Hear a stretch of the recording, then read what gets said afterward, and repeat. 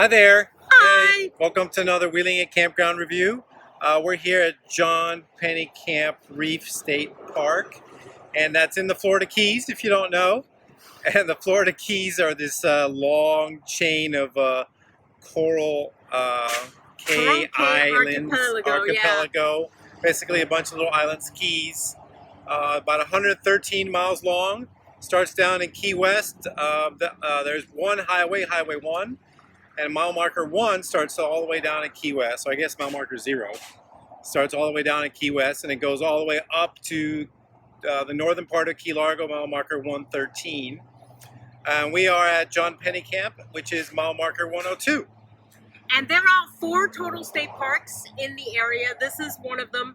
They are very hard to get into the state parks. There's actually a bunch of RV parks all along the Keys, about 20 or so.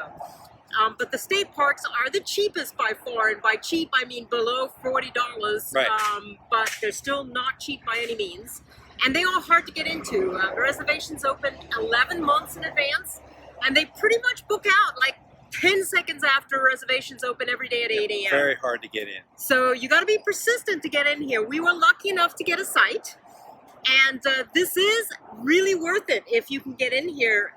John Pennekamp was actually the first undersea park in the United States, and so part of it, about 3 miles of it, extends into the Atlantic Ocean, into the Florida Keys Marine Sanctuary, and then the rest of it is just kind of hang outside. There's 2 beaches, there is a dive shop, there is a snorkel shop, there's a kayak, there's a marina, and then there's the campground, which is kind of tucked in the back. And you can hear it's busy right here by the highway, but once we get inside, you'll hear it's actually quite nice and relaxed. So let's go have a look. Yeah, let's go take a look. Okay, we're riding through the entrance here. Let's see, that's a very busy state park, especially with the marina and all the snorkel and dive tours that go out of here. There's one road in. I guess it's a little narrow, but there's plenty of room. The trees are cut pretty vertical, so that's nice. So we'll take you through a ride here, as long as I don't hit a car. And it's a Monday, by the way, on March 13th or so. This is the busy season, but pretty much busy all summer. And even if you bike in here, if you're not staying here, you got to pay an entrance fee. There's the board. But if you're staying at the campground, obviously, you don't need to pay. And we'll just sit.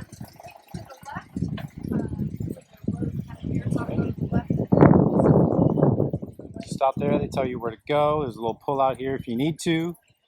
And if not, you go through down the road here to the right where the marina is, and there's plenty of room for large RVs, boat trailers to hang out while you wait for your campsite.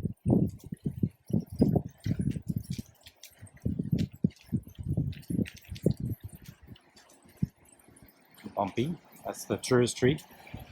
This is peeling like a red person who's sunburned. The actual name is Gumbo Limbo.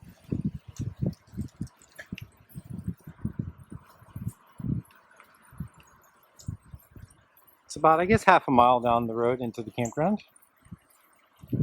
Yeah, we had no problem getting down here. It's pretty easy. Again, no problem with the trees, even though that may look a little low. It's already getting nice and quiet. As you can see back here, just half a mile in, we're a lot quieter from the road. You see one of the beaches, that's Cannon Beach. It's already crowded. About 11 a.m.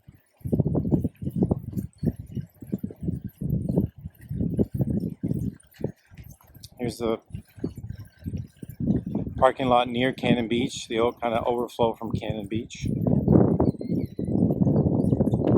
We're going to take a right into the marina here. That goes down to the second beach. And here's the marina. You can take your snorkel tours, rent kayaks, paddle boards, all kinds of stuff. And this is the road down to the campground. Make sure I don't hit anybody. So if you're waiting for your site, they'll let you pull up into here, the parking lot, and just hang out. Check-in is at 1. Sorry, check-out is at 1. Check-in is at 3 p.m. There's a dive shop.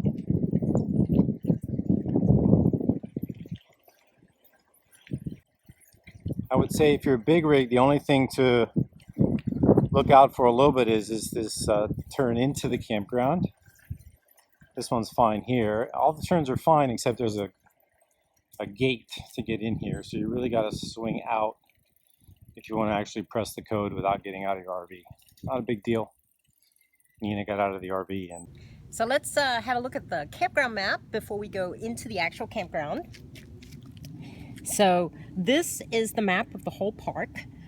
This is the ranger station. This is the little bike ride that we just did going down, and all the RV sites are here along the back. And there's a gated entrance right here, and it's separated from the beach and all the other areas, so it is very quiet back here, which is nice. There's 47 total sites, 46 total sites, beginning at 1, starting going all the way around here to 47 is actually a host site, so 46. And most of them, actually all but 4, can accept our size, so 40 foot or larger. The rest, just about 4 sites or so are less than 40 feet. So these are all quite large sites, but you will see they are very close together. and they're a little bit narrow. But thankfully the central road is quite big, so you'll see that as well when we get in there.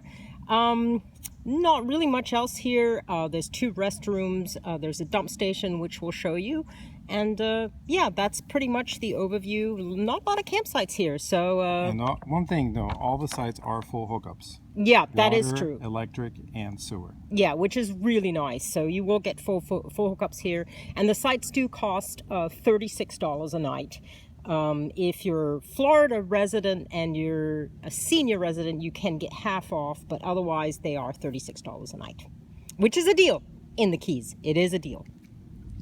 All right, this is the entrance to the campground. I can see there it's gated with a code to get in. 1 high pad for the RVs, 1 low pad for the cars, so pretty easy. Just got to swing out wide if you're in the RV to make this turn, but not a problem. I'll pan around here.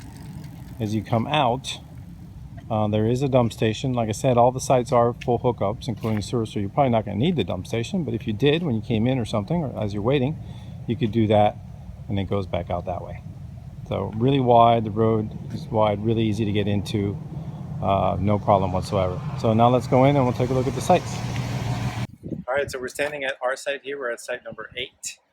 It's a 50-foot site. As you can see, it's a little bit narrow, but it's not too bad. There is some stagnant water in the back, but we haven't noticed a big problem with the mosquitoes or no-see-ums. Sometimes people do complain about that, but we haven't really noticed a problem with that. Power is really good. It looks like the power pedestals are relatively new, 50 amps. Sewer works well. Water pressure is low. It's about the only complaint I have, but great site. Yeah, and I'll pan around here so you can see we are very close to the next door neighbor, number 9, and this is pretty much how all the sites are here. They're all fairly close together, but they're all fairly deep, and you can see here on the other side, that's site number 41, site number 42.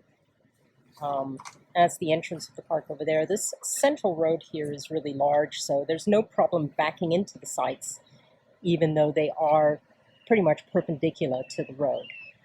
But really no problem backing in. So we're standing at the facilities. They're pretty decent. There's showers, flush toilets, and there's a washer dryer. Dryers. I think only 2 machines, but hey, there's washer dryer and they work. There's also a little book swap in here as well. So kind of cute. Facilities are fine. Yeah, and there's garbage at 3 points in the campground. This is probably the middle of the campground, so site's 20-ish or so.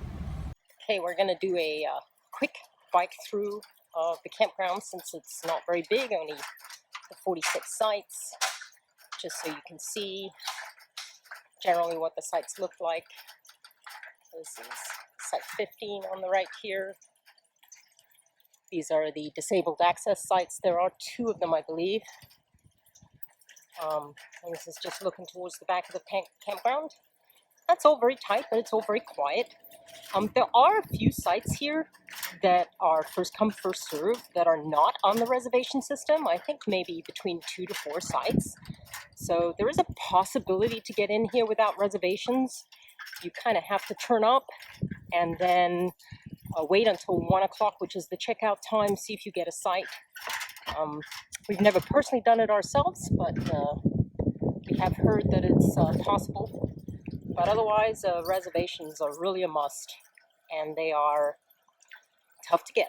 So this is just a quick video of the beach here. This is Cannon Beach.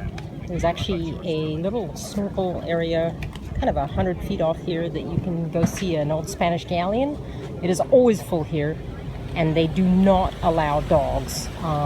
If you want somewhere to take doggy, I recommend Ann's Beach, which is about 25 miles south of here. It's a gorgeous place to take doggy. And I should point out that these beaches here are not sand beaches. They are coral, kind of dissolved coral beaches, so they are a little bit silty, but it's still a beautiful place to hang out. So that's it. All right, that wraps up the review. We're here just overlooking the marina, where the boats go out for the dive or a snorkel. Highly recommend either a dive or a snorkel here. Great place, or a paddleboard, or kayaks. And that's it. Hope Yeah. hope you enjoyed the review, and we'll see you down the road. See ya, bye.